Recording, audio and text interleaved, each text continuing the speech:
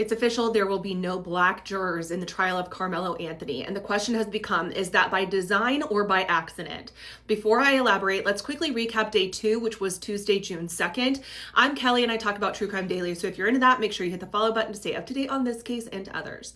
Now, Tuesday. This was a quiet day. There was no open court voir dire with the full pool of jurors. Throughout that day, though, Judge Roach stressed the importance of being fair and unbiased, at one point asking, quote, "Would you want you sitting on the jury?" and telling them that people's lives depend on the decisions you make every day in this building. Now, Wednesday, June 3rd, this is where things got interesting. As they continued to narrow down the jury pool, the lawyers probed for bias around age, race, and self-defense. Prosecutors questioned prospective jurors about whether Carmelo Anthony's race, age, or resemblance to their own children could influence how they view the case. Several jurors openly admitted that they would struggle. One prospective juror said, quote, "I don't think I can make a decision about somebody so young. One mistake, one argument, one conflict, you can't say he's a bad person."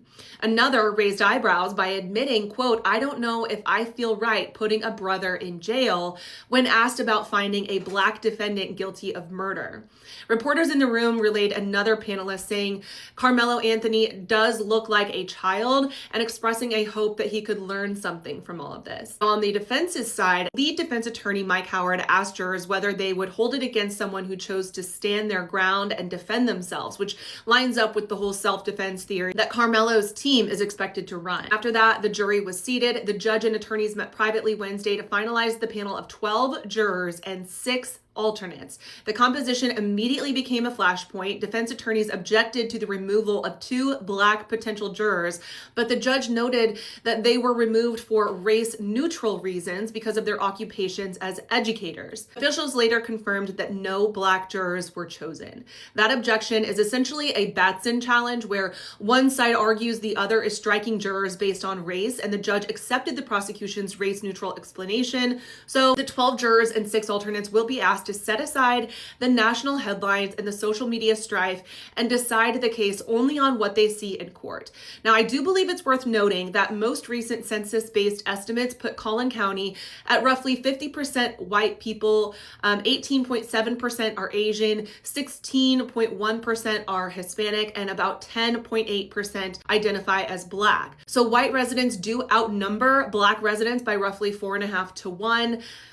Use that information however you want. Jurors are expected to report each day at 7:30 in the morning with duties lasting around 6 p.m. Those are some long days. That's nearly 12 hours of court proceedings every day, including Saturdays. Now, the judge noted lunch would be provided with morning and afternoon breaks scheduled. The jury is not being sequestered, which several commentators and supporters noted given the intensity of the outside attention. Speaking of outside the courthouse, protesters were kept about a football field's distance from the entrance of the courthouse. And on Wednesday, a group of Anthony supporters held blowhorns and chanted, "I declare, I decree, Carmelo Anthony will walk free." Others chanted that self-defense is not a crime. The no Black jurors outcome drew visible anger from Anthony supporters by the end of the day, understandably so. It's not a good look. With the panel finalized, the case moves to opening statements, which are scheduled for this morning, Thursday, June 4th. The trial is expected to run roughly 2 weeks through at least June 12th. And because there are no cameras or live streams allowed in the courtroom, a lot of the reporting is based on people who are actually there and are sharing their experiences. So I think that's worth noting because we're kind of getting, this is like a game of telephone. We're hearing what's going on in the courtroom from other people who are there, which could be kind of molded from their own bias. They could be leaving things out that I would find important, but maybe they don't. And so I just think it's important to kind of take every recap of this trial with a grain of salt, because whoever you're getting your information from, it's essentially secondhand. Come back tomorrow for a recap on the opening statements.